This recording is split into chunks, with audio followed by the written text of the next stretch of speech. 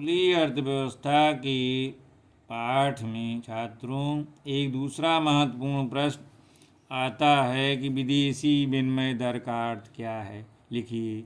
यह विदेशी विनिमय दर पर संक्षिप्त टिप्पणी लिखिए। यह विदेशी विनिमय दर को समझाइए। इसको आप टेक्स्ट बुक से भी ध्यान से पढ़ लेंगे। बहरहाल जो है मेन बातें आप के लिए मैं डाल रहा हूँ जिससे इसका मतलब आप समझ जाएं। और बहुत ही आसान है छात्रों, इसको मैं आपको साधारण भाषा में समझाने का प्रयास करूँगा। आशा है कि आप लाभान्वित होंगे। तो आइए देखते हैं कि विदेशी विनिमय दर का अर्थ क्या है। इंग्लिश में क्या कहेंगे छात्रों?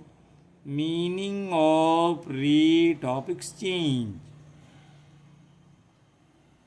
विदेशी भुगतानों को निपटाते समय विदेशी विनिमय दर की आवश्यकता होती है। अब छात्रों ये पल्ले ही नहीं पड़ता कि क्या इसका अर्थ हुआ। साधारण भाषा में बच्चे समझें कि अगर हम विदेशी भुगतान क्या है। अगर हम विदेश से मान लीजिए आप अपना सूट मंगाए कपड़ा वहाँ से, अब उसके लिए आपको पैसा देना है ना, तो रुपया आपका काम नहीं करेगा। रुपये को आप जिस देश से सामान मंगाएंगे उससे आपको मान लीजिए अमेरिका से मंगाना है तो वहाँ आपका रुपया जो है कितने डॉलर के बराबर होगा। यानी आप 100 रुपया दिए तो कितना डॉलर माना जाएगा अमेरिका में। तो विदेशी भुगतान उसी डॉलर में किया जाएगा। तो विदेशी भुगतानों को जब हम निपटाते हैं यानी देते हैं तो हमको ये पता चलना चाहिए ना कि हमारे रुपए की कितनी कीमत है डॉलर में। तो विदेशी भुगतानों को निपटाते समय विदेशी विनिमय दर की आवश्यकता होती है। विदेशी विनिमय दर दो देश की करेंसी, मैंने मान लीजिए इंडिया और अमेरिका का आपकी मुद्रा क्या है, भारत की मुद्रा क्या है, रुपया है, और अमेरिका की डॉलर है। तो ये दो देश की मुद्रा है। मान लीजिए रुपया और डॉलर का जो अनुपात होगा उसी को हम विदेशी विनिमय दर कहते हैं, एक्सचेंज रेशियो कहते हैं। दूसरे शब्दों में जिस दर पर एक देश की चलन मुद्रा दूसरे देश की चलन मुद्रा क्या है? जो अर्थव्यवस्था में चलती रहती है। और ऐसी मुद्रा नहीं कि जो चलन से बाहर कर दी गई, जैसे नोट बंद कर दिया गया। यानी जो मुद्रा चलती रहती है उसे चलन मुद्रा कहते हैं।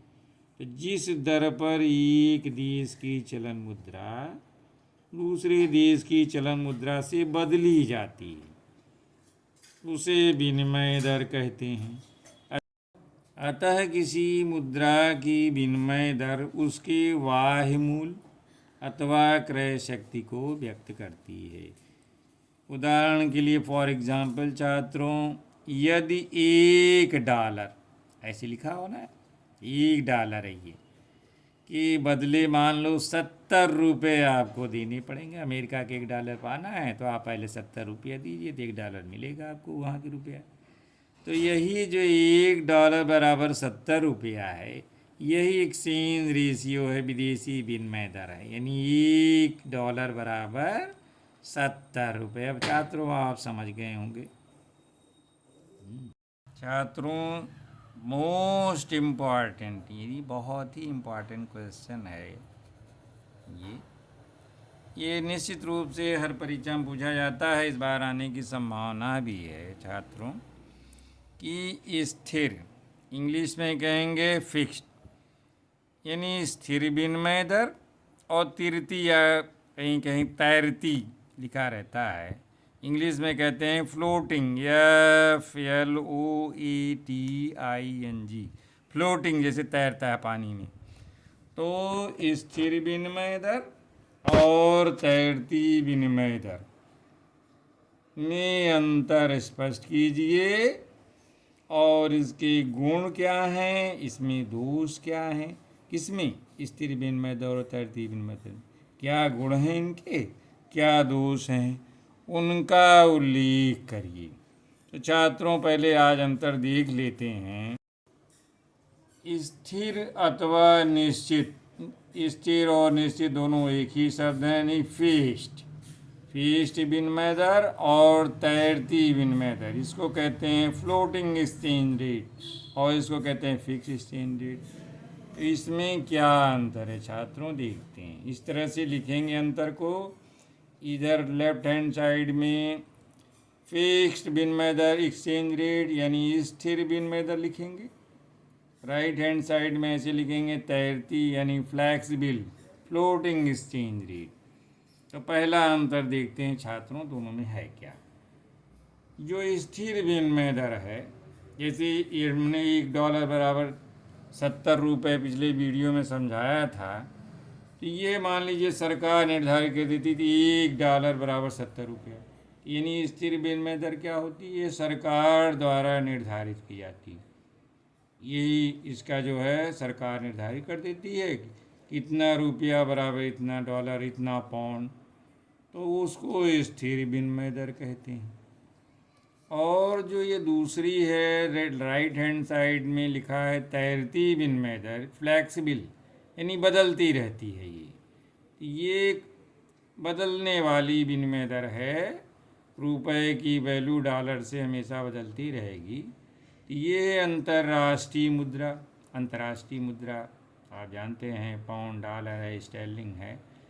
और तो अंतर्राष्ट्रीय मुद्रा बाजार में जो ये विदेशी विनिमय का अर्थ हमने बताया था, तो उसकी जो पूर्ति है, कितनी डॉलर की मांग है कितनी पूर्ति है, उनकी शक्तियों के द्वारा निर्धारित की जाती है। यानी तैरती विनिमय दर कैसे होती है, ये अंतर्राष्ट्रीय मुद्रा बाजार में मुद्रा की पूर्ति मुद्रा की मांग की शक्तियों के द्वारा ये निर्धारित होता है। यानी कितना डॉलर की मांग है कितना, तो उसी के अनुसार ये मांग और पूर्ति पे ये तैरती विनिमय दर स्थिर होती है, निश्चित हो पाती है। नेक्स्ट दूसरा अंतर है छात्रों, स्थिर विनिमय दर में विभिन्न देशों की करेंसियों के बीच क्षमता की एक साझी इकाई को स्वर्ण माना जाता है। यानी इसमें स्वर्ण से देखा जाता है कि स्वर्ण कितना जो है कीमत है।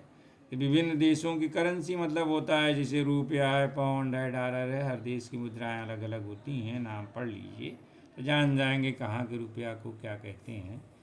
तो उनके बीच जो समता है, बराबरी है, वो स्वर्ण से देखा जाता है, सोने से मापा जाता है।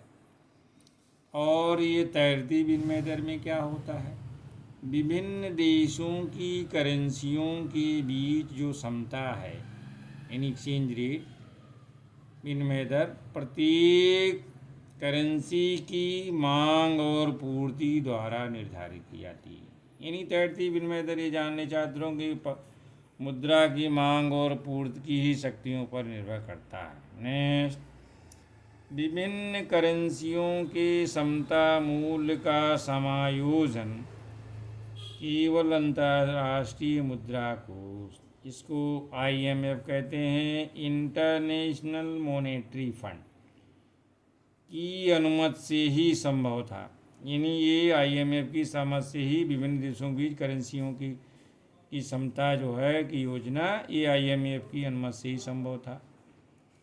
और ये तैरती विनिमय दर में विभिन्न करेंसियों की समता का मूल्य, यानी ये किसी देश की करेंसी का दूसरे देश की करेंसी का क्या मूल्य होगा, उसका जो एडजस्टमेंट है, समायोजन, ये पूर्ति और मांग की शक्तियों द्वारा स्वयं ही हो जाता है। यानी मुद्रा की मांग कितनी है, मुद्रा की पूर्ति कितनी, उसी के अनुसार विनिमय दर निर्धारित हो जाती है। तो छात्रों ये मैं विनिमय दर में अंतर बता दिया हूँ आज।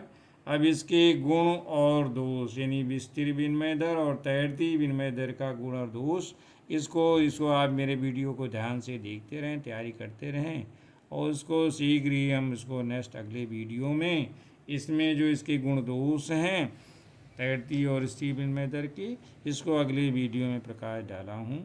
धन्यवाद छात्रों।